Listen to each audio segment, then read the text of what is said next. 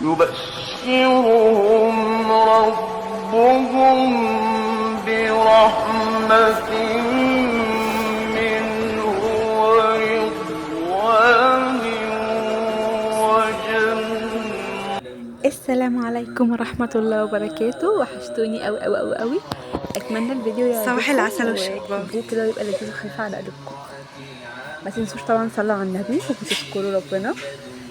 بقالي كتير قوي فيديوهات ما نزلتلكوش بسبب ان انا بس نفسيتي تعبانه قوي قوي قوي، وقدر بس ان الفتره دي كده تعدي بالخنقه والكرب والابتلاءات دي، والحمد لله والحمد لله على كل حال.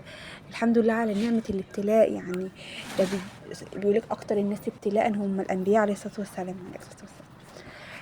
عارفه عملت النهارده حاجه لذيذه كده ومعسله. انا بعرف يعني، بصوا انا الصراحه ما بعملش معسل وما بعملش حاجه اصلا يعتبر، بس اول مره اجربها وعجبتني يعني الصراحه، وانا هتشوفها في اخر الفيديو طبعا. النهارده الايام دي اصلا كلها ما شاء الله ايام حلوه قوي، ايام العشر الاواخر من ذو الحجه. يعني ربنا امرنا او حب ان احنا نصوم فيها، ويا بخت اللي يصوم فيها. اللي مش قادر يصوم وتعبان وعنده عذره يحاول يكبر، يحاول يعمل اعمال صالحه، يقرا قران، يتصدق، يبر والديه، يبر الارحام. واللي يقدر يضحي طبعا يضحي، ومحدش يستبخل في الأضحية دي. الأضحية دي يعني بتبقي يعني ربنا يا رب يا رب يا رب يرزقنا. الأضحية دي كانت من أجمل أيام حياتنا. احنا كنا عيلة كلنا وبس، يعني حصل ان اهالينا يعني جدادنا يعني توفوا، فمن وقت ما هم توفوا واحنا يعتبر ما عدناش بنضحي. الحاجة دي وقعت يعني، اللي هم كلنا كنا بنضحي سوا، دلوقتي بقى اللي بيضحي مع نفسه، اللي عايش مع نفسه. فافترقنا شوية الصراحة. كان بصوا والله العظيم كانت من اجمل ايام حياتي. مش انا بس يعني، انا كنت بحب اليوم ده جدا. انا واختي ما كناش بننام من كتر ما احنا مستنيين اليوم ده، نقعد ونسهر.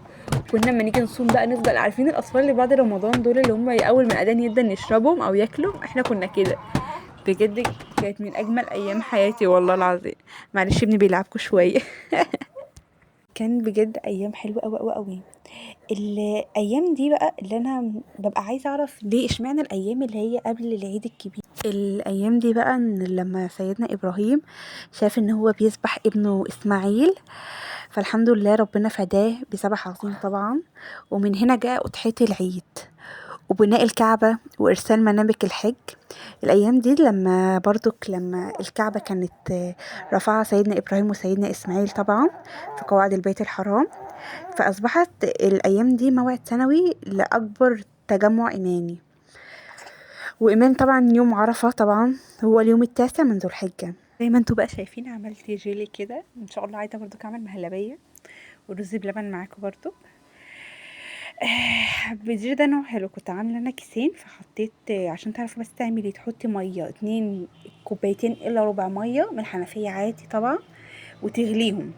وبعدين تنزلي بالمكونات وتدوبيها جدا جدا، وبعدين تحطي برضو كوبايتين الا ربع من نفس معيار الكوبايه التانية طبعا. بتحطي بقى كوبايتين ميه ساقعه، كوبايتين الا ربع، يعني كل كوبايه تنقصي ربع، كل كوبايه تنقصي ربع، وتقومي حطاها. وبرضه طبعا بقى بتحطي في اطباق وتعينيها في التلاجة، يعني تسيبي كده 5 كده تسيبها تبرد. المهم عشان مش تحطيه ساعة، المفروض يقعد 4 ساعات. اصلا المكونات بتبقى موجودة على الجيلي، بتبقى هي اصلا مكونات سهلة ويبقى لذيذ كده وطعمه حلو، فالصراحة انا بحبه يعني. وممكن بقى تحطي عليه موز وتفاح، بيبقى جميل قوي. بس انا وقتها كان لسه عندي الموز والتفاح خلصانين. اتمنى الفيديو يكون عجبكم، كان يبقى خفيف كده على قلوبكم. وما تنسوش لو الفيديو عجبكم اعملوا لايك واشتراك كده وكلموني فيه، وادعوا ان ربنا يفك الكرب. وعند الناس كلها مخنوقه، الناس كلها تعبانه، عايز اعمل رز الحبه الكامله بتاع الدكتور ضياء العوضي، هعمله الفتره الجايه. ما تنسونيش في دعواتكم في الايام دي، وحاولوا تستغفروا وتعملوا كل حاجه حلوه لربنا، وتهادوا وتطلعوا زكاه وتصلوا رحمكم. هتوحشوني قوي قوي قوي بجد. وربنا يا رب يجعل ايامكم كلها خير وسعاده، ويهنيكم يا رب، ويجعل عيالكم يا رب بصحة وسلامة يا رب. بحبكم قوي بجد والله، بحبكم كلكم في الله، وبحب الكومنتات اللي بتفرحني بجد. ده بعد ما طلع من التلاجة بقى زي ما انتم شايفين، اوريكم انا حاطه مصوره في التلاجة نفسه، جيلي جيلي يعني. عايزه وحشوني قوي قوي قوي. باي باي الفيديو الجاي.